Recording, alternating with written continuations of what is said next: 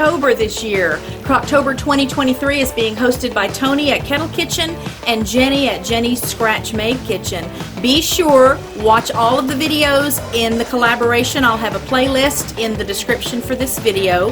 And leave a comment, like those videos. By doing that, you'll be entered into a drawing, which will happen live on Jenny's channel on November 2nd at 3:30 Pacific time. That's 5:30 Central Time, my time. And I think there are 3 prizes up for grabs being provided by Jenny at Jenny's Scratch Made Kitchen, so I will look for you there.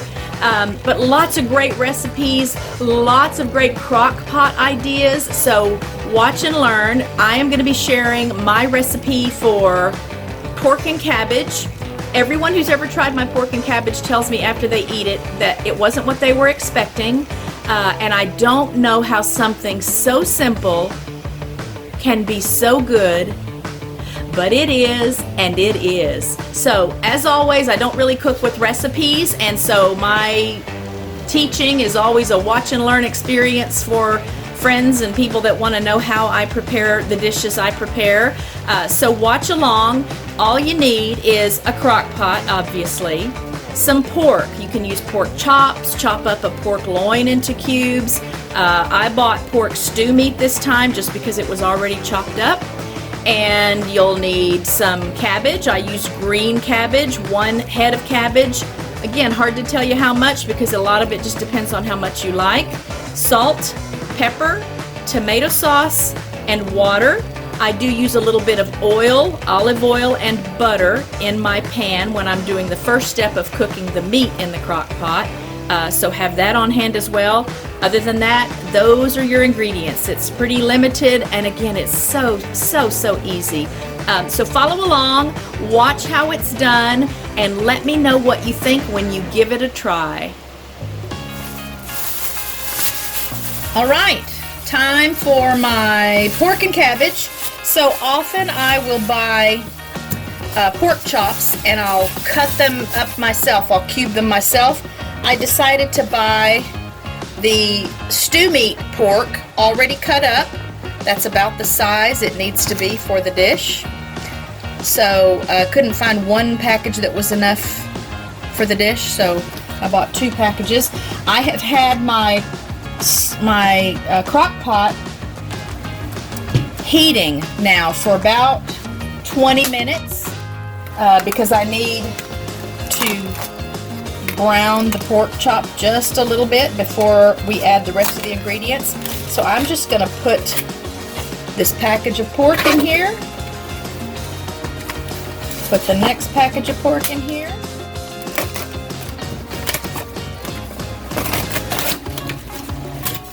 and we're going to let that get cooked.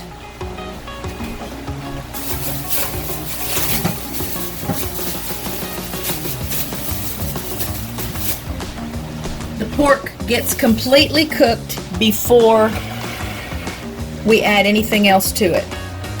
So just got my pork in the bottom of the crock pot. Looking for a wooden spoon. Okay, there's my wooden spoon.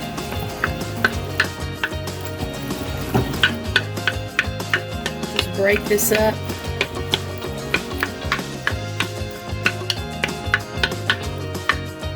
I've got the crock pot on high. Yeah, so it started out at 6 minutes, so about 15 minutes that it heated. I had a little bit of olive oil and butter in the bottom of the crock pot. So we'll cover this and let the pork cook until it's done. And then we will be back for some more steps. Right, this meat's been going for about 15 minutes on this first side. So I'm just going to give it a little stir. Not a quick process, hence the term slow cooker. I'm going to try to get all of the sides kind of seared. Can't do it the same. You can also do this stovetop. And ordinarily I do it stovetop, but the weather, this is such a great crock pot kind of weather. So a lot of things that I do on the stove, I don't know, for some reason, I enjoy doing them in the crock pot when it's like this. Alright, so we're going to let that keep going. This first side, it had gone for about 15 minutes, and I usually do come back and check it every 15 minutes or so and just give it a stir. And again, then we'll be at a point where it's cooked so that we can get to the next parts of the process. Alright, it's been going for about 20 minutes this time. We'll give it another stir. All in all, this part should probably take about an hour and a half. Sometimes depends on how thick the pork chops are or how big the pieces are. And it looks like this does need a little time. And again, I like to have them completely cooked before I add the cabbage and the other ingredients. So we're going to take our time with it. And then obviously I'll let you know what the total time was that we needed to get the meat completely cooked. Alright, we've been going for about half an hour this time. Let's get this meat checked.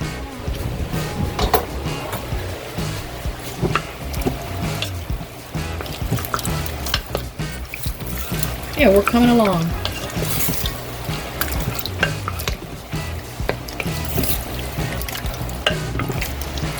So right now, let's see, we went for 15 minutes the first time, 20 minutes the second time, and a half an hour this time. So what, that's like an hour and 5 minutes, is that right? 30 and 20 is 50, and 15 is 65, so yeah, hour and 5 minutes. We're gonna let it go another, I think I'm gonna let it go another half hour. And then we'll start the next parts here in just a bit.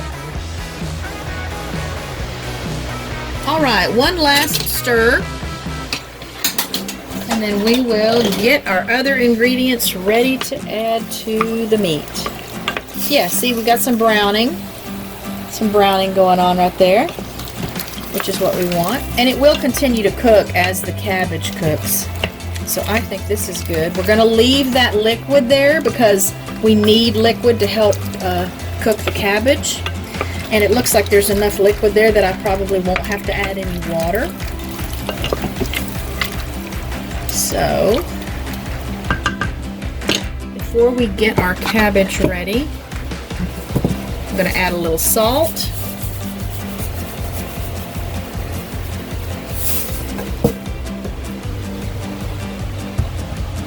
And some pepper.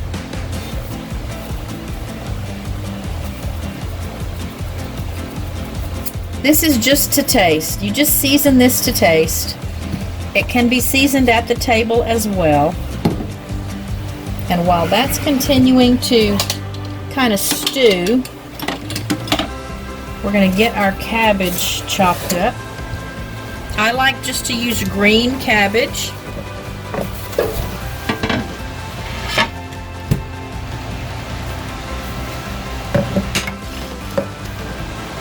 Alright, and we're just going to start chopping some cabbage here.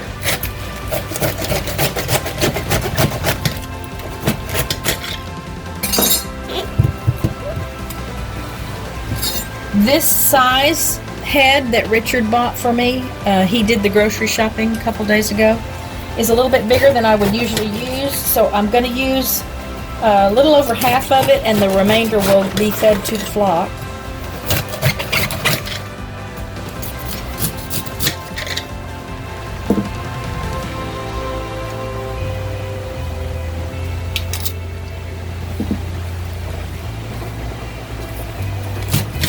And you just want it into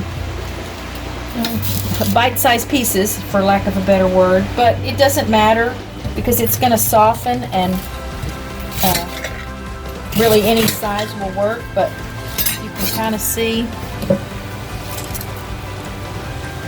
the sizes here. That's what we're shooting for.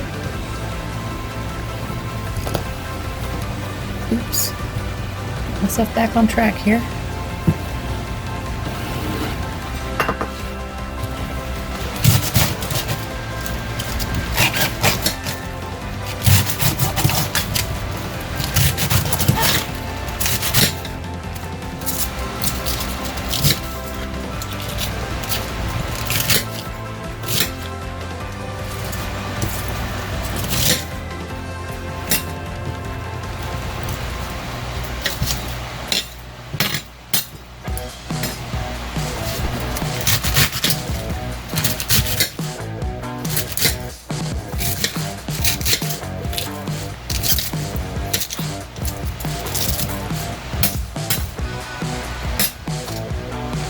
So that's about half right now. I'm going to use a little more than half.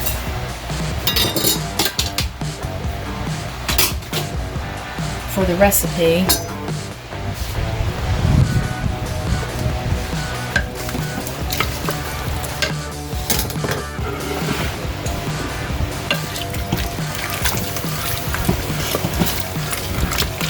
Just stirring this to get the salt and pepper mixed around. Now let's add our cabbage.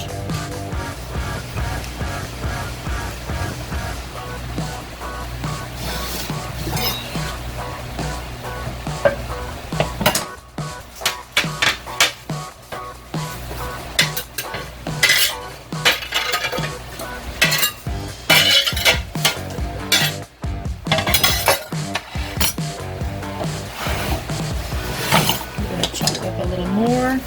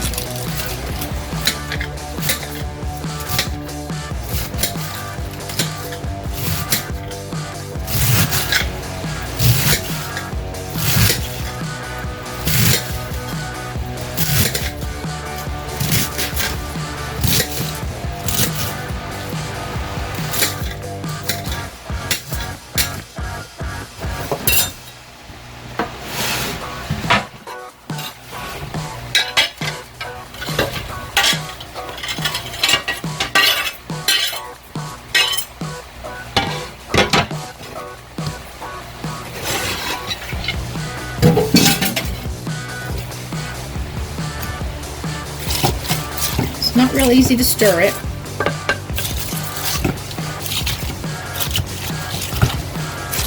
And you don't really have to get it stirred in the beginning because we're just going to let this cabbage kind of steam with the moisture from the meat and that little bit of olive oil and butter that I had in the bottom of the crock pot. And then to that we're going to add, this is just a little bit of leftover tomato sauce I had from last night when I made taco meat. I'm going to pour that over. And then put in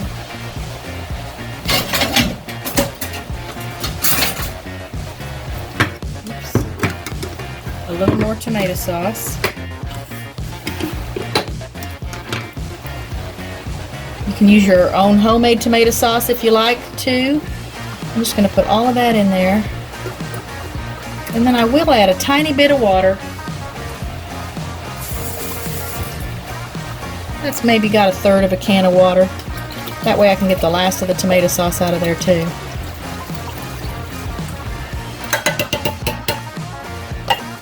And then we're going to gently stir that around. I don't know that Richard is going to be a taste tester for us on this one, y'all, because he will not eat green vegetables. I think you could offer him $1 million and he would not even raise the fork to his mouth if there was a green vegetable involved. So I don't get to cook this very often because when I cook it, I either have to have company coming over that will eat it, or I have to be really in the mood so that I can eat it every day for a week for lunch and dinner, which I typically can. It's delicious. This is one of those recipes that I can just almost make myself sick eating so much even in one sitting. So some of these pieces of cabbage that are kind of stuck together now, they'll loosen up and come apart as this cooks. I'm going to stick my finger in. I think that seasoning is just right. So we won't add any more salt and pepper to it. As I said, this is so simple. Not necessarily quick, even if it's stovetop, because it does take a little while for this cabbage to get good and soft. But it reheats beautifully, and it just has a rich tomato flavor. So I'm going to put this on low now, and we're going to let it go for 2 hours. All right, and we're just gonna let that do its thing till the cabbage is cooked and soft. Again, the flock will get the rest of the cabbage today. That'll be a treat for them. And we'll be back to stir off and on before it is taste test time. All right, so this has been going for a little over an hour and a half, or not quite an hour and a half, I guess. We're just going to give it a stir. It definitely has that cooked cabbage smell. If you're not familiar with that, if you don't eat a lot of cabbage, you may not know what I'm talking about. But it's coming along so nicely. This is a great warm, well, a warm dish. It's a great fall, cool weather dish. But I could eat this every day. Oh my gosh, I love it. I don't even remember where I learned to make this or who taught me how to make it. And that looks like a good balance of pork and cabbage right there. This is good for you. You know, those cruciferous vegetables have a lot of benefits for people and for dogs. Vegetables in general do, but particularly the cruciferous ones. Cabbage and broccoli and cauliflower, things like that. So this is going to continue cooking until the cabbage is nice and soft and has soaked up the flavor of the liquid there, and then we will do our taste test. I haven't had my lunch yet, so it'll be for my lunch today. Alright, so we're going to check this. This has been going probably for about 4 hours now. Well, it went for 4 hours, or just under 4 hours on low, and then I put it on high for like the last 20 minutes. It's been going on high for about 20-25 minutes. And we're going to get some here. Well, let's see if we can show it to you. Some here, and I'll taste it. It's going to be hot though. Best served in a bowl so that you can enjoy the very savory, tomatoey broth that comes with it. Alright, let's give this a try.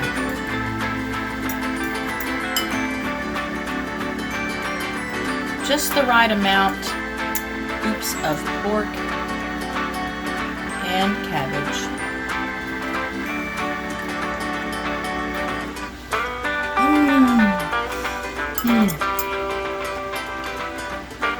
This is good for what ails you, as they say.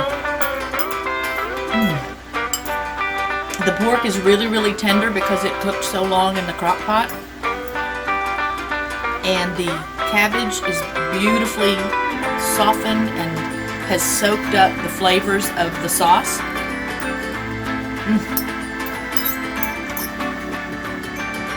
I really could eat this all year, but it's especially good in the fall and winter, cold weather. So I hope you'll try it. Again, I will look for you on November 2nd at Jeni's channel for the live drawing. And I'll cross my fingers that you win some prizes. Let me know if you have any questions.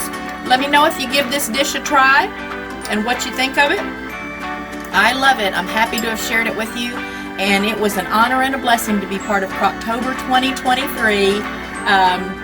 You guys take care, be safe, be happy, be well, be blessed. I'll see you in my next video, and love to all from RickKat Ranch. Bye, friends.